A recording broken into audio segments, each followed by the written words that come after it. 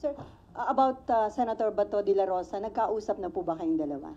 Nagkausap kami. Humihingi siya ng anong favor or tulong ang hinihingi niya sa inyo?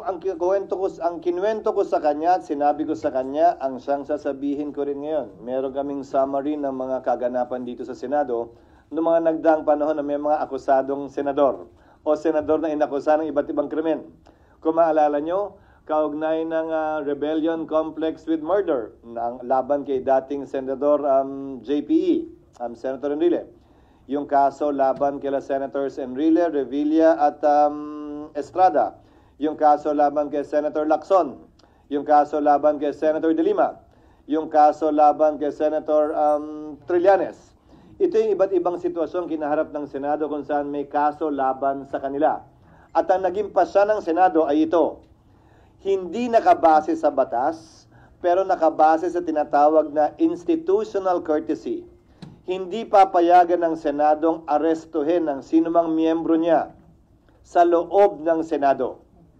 Lalo na kung merong sesyon.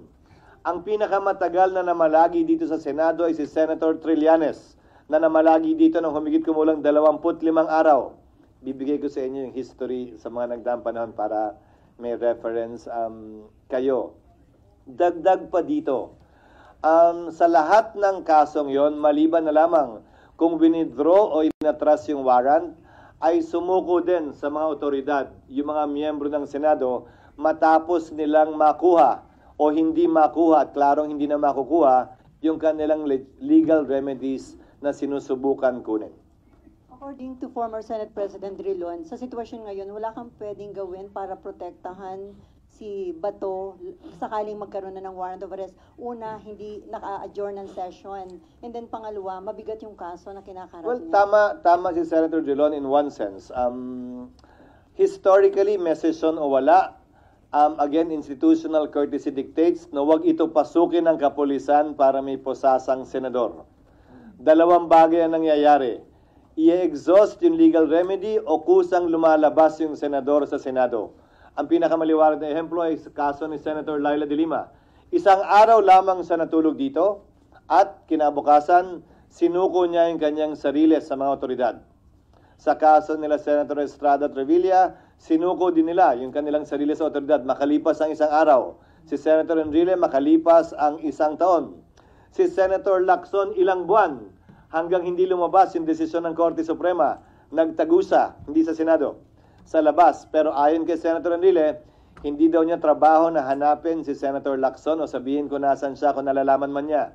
Trabaho daw ng mga otoridad yon noong mga panahon na yon. The Constitution is clear in Article 6, Section 11.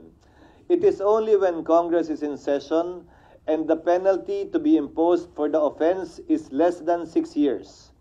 Is a member of the Senate or Congress immune from arrest? Magpapatuloy yung kaso pero hindi pwedeng arestuhin. Sa kasong ito ng ICC, ang mga batas kasi natin klaro yung penalty, di ba? The penalty of 1 year to 6 years, the penalty of life imprisonment, the penalty of prison correctional, which is 6 years to 12 years. Klaro naman yun eh. Ang problema sa ICC, ang nakalagay doon, ang imposable penalty ay not more than 30 years or life. So, pasok sa not more than 30 years ang 5 years, ang 4 years. So, isang posibilidad na pwedeng matanong o ma-clarify yung bagay na yon, pero hindi pa rin applicable nga dahil wala kaming session hanggang sa June 2. Ang sinabi ko sa kanya, we will try to afford him every opportunity to avail of legal remedies that he is entitled to. Sa katunayan, ginawa na niya. Dahil co-petitioner siya ni Pangulong Duterte, hindi ba? Sa Supreme Court case, kung saan bagaman walang ginrant na TRO, ay pinasagot yung mga respondent sa kaso at posibleng maaksyonan niya ng Korte Suprema sa hindi malayong hinaharap. Lalo na kung sakasakaling maglabas uli ng warrant ang ICC.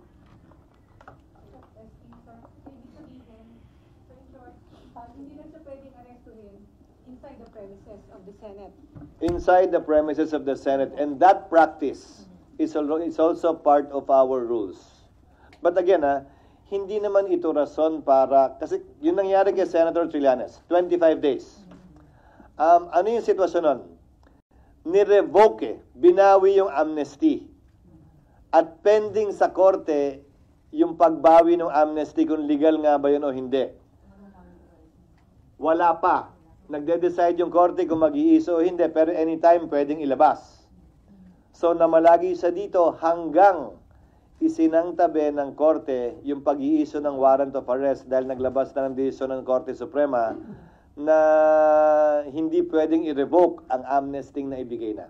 So, ang tanong, sir, is papayagan nyo ba siya na mag-sanctuary dito kung meron ng warrant of arrest? I mean, kung hindi pwedeng isilbi dito, pwedeng mag-stay? Hindi para sa akin na pigilan si Senator Bato na magtungo dito, desisyon niya yun.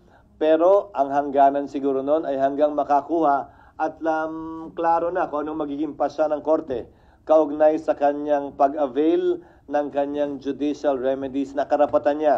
Hindi lamang bilang senador, bilang isang ordinaryong mamamayan. Sir, so in theory, kung ako arresting officer, abang ako na lang siya sa gate ng Senado. Hindi para sa akin na idikta sa kanila kung anong dapat at hindi nila dapat gawin. But that is theoretically possible. Again, within the premises of the Senate. Outside the gate. Labas ang Senado ron. Sir, sorry. So, kahit po walang session, basta nasa loob siya ng premises. Kasama yan sa mga president na binanggit ko dun sa mga dating senador na binanggit ko. Kahit walang session, basta nasa loob siya ng Senado, hindi pwedeng arrestuhin. Hindi pinayagan ng mga nauna ring Senate President. Bahagi na yan ng tradisyon at practice ng Senado na sangayon nga sa rules namin ay bahagi na rin ang rules namin. And you will also not allow it, sir? Yes. Kahit walang session? Yes. Paano kung Interpol na magsiserve ng warrant of arrest? Hindi rin sila allowed pumasok? Lalong hindi. Kasi kung yung law enforcer nga na Pilipino, hindi. Lalo pa kung dayuhan siguro. Pero sa kasong nagdaan kay Pangulong Duterte, hindi naman dayuhang Interpol ang humuli sa kanya. Pero sir, clarification lang. Sinabi rin sa inyo ni Senator, sir, sinabi rin ba sa inyo ni Senator De La Rosa na that is his intention kung sakaling may warrant of arrest, mag-stay siya dito? Or? Wala siyang sinabing gano'n. So, Nagtanong lamang siya ng iba't ibang options na pwede sa kanya. like, sir. Iba't ibang options na pwede sa kanya di kaugnay ng Senado. Hindi ako isa sa mga abogado niya para magbigay ng suggestion maliban sa pwedeng magawa o gawin ng Senado. At hindi rin para sa akin na sabihin kung ano yung mga options na nabanggit niya. Nasa sa kanya. Sir, parang parang theoretical pa rin naman.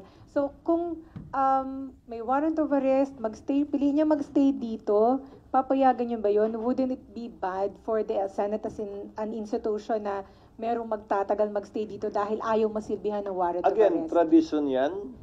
tradisyon yan at rule yan na bahagi na ng Senado dahil naging practice ng Senado bilang pagtatanggol nga sa institusyon at institutional courtesy. Ulitin ko, wala sa batas yan pero nasa rules ng Senado at institutional courtesy lamang yan. Hindi naman sa habang panahon hanggat mabigyan siya ng sapat na panahon na magkaroon ng linaw o pagpapasya yung kanyang judicial remedies. Yung sinabi niyo po na bibigyan niyo siya ng tulong para sa legal remedies. What do you mean by that, sir? Tutulungan siya ng mga abogado ng Senate? Hindi. Hindi ko sinabing tutulungan siya hanggang maresolbahan yung kanyang judicial remedies na available sa kanya.